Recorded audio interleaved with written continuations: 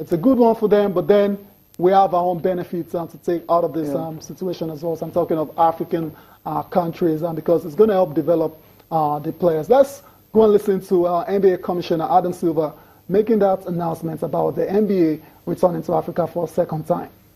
Turning to Africa this summer, specifically to Johannesburg, where we're going to, in partnership with the NBA Players Association, are going to be playing on August 5th, our second game on the continent of Africa, and we're very pleased with the growth of the game there, and we're appreciative of the partnership with the Players Association.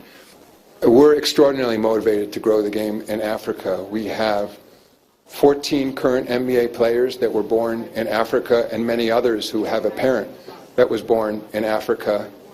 As you know, we have an office in Johannesburg, South Africa, and we see it as a very important market. We are a business based on global mobility. As I said earlier, 25% of our players were born outside of the United States. We do a tremendous amount of business on a global basis. And if you think about what the NBA stands for, it's in essence the very best all coming together, the very best in the world all coming together to perform at the highest level. So, NBA Commissioner Adam Silver. And so far, the likes of CJ McCollum, Emmanuel Mudiay, as well as Bismack Biyombo of the Orlando Magic have been announced as the players that will take part in that will headline that particular game in South Africa on August the 5th. We expect the likes of Cecilia Alfaro Camino as well, too, Nigerian, American, and there's several other players that we're expecting to see in South Africa later in the year. I mean, it's going to be an awesome event, and there's no doubt about that. Yeah, definitely, we just can't wait for that to happen. August, that's when it will be. Yes. Now let's talk golf now.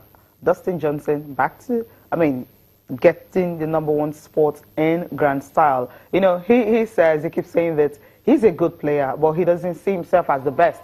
But right now, he can actually convincingly officially say he is the best in the world, as long as he's world #1 right now. So, a good one for Jason Day. Yeah, I mean, he's overtaking Jason Day as world #1. And he did it in style at the Genesis Open, because over the weekend, he had a one-shot lead that was just on Sunday. But just early this morning, he was able to complete a remarkable 5-stroke victory at the Genesis Open in Southern California. So congratulations to Dustin Johnson. I mean, he's an incredible player. There's no doubt about it. One of the best putters out there on the golf course. And, you know, he showed the stuff truly at the Genesis Open. And that's why he's world #1 now, Cecilia. I mean, it's a great achievement for a player, you know, of this caliber. He won a major last year. He's 32 years old, so he's getting on a beat, but he's still in his prime somewhat. And, you know, for everything he's done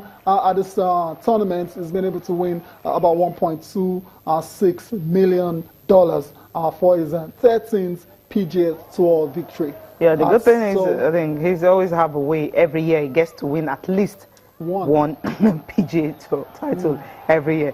Likes of Arnold Palmer, Jack Nicklaus, Tiger Woods are the ones who were doing it that time. But right now you have a new kid on the block who is actually doing that same thing, gets to win at least a title every year. Let's listen to him now. He's so excited, you know, winning it and becoming a #1 in the world when it comes to golf.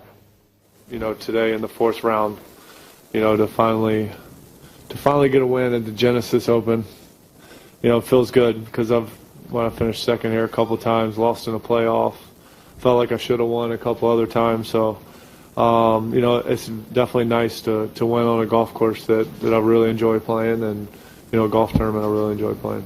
I mean, I think I'm a good player, but I don't know. Everybody has their own opinion. So, I mean, I believe in myself. I think I'm a great player, the best in the world.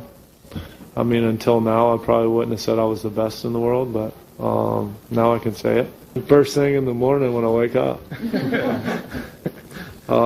for sure. But yeah, I mean, I don't know if you guys understand it. I don't really understand it, but I can read the 1, 2, 3. So I guess that's all that matters. Yeah, Yeah, that's the way it is, when you're a champion and when you're doing something in grand style and when you're also having the longest streak, active one, so to speak, because you had the likes of Tiger Woods doing it at that time, getting to win at least one title every year. He has been doing that since 2008. That's a long time. Yeah, it's a long time. That's consistency right there. He went into the final round with a 5-shot lead and finished with a 17 under par to 67 in that particular tournament. Thomas Pieters of Belgium came second. American Scott Brown is also tied for second, but they were miles off the pace. Yeah, so they didn't come close to actually ruffling the feathers of Dustin Johnson. So once again, congratulations to Dustin Johnson. We'll see how he takes it on into the majors when they start later in the year. I think that's what is most important, because getting just one PGA title and all that is different from you having to win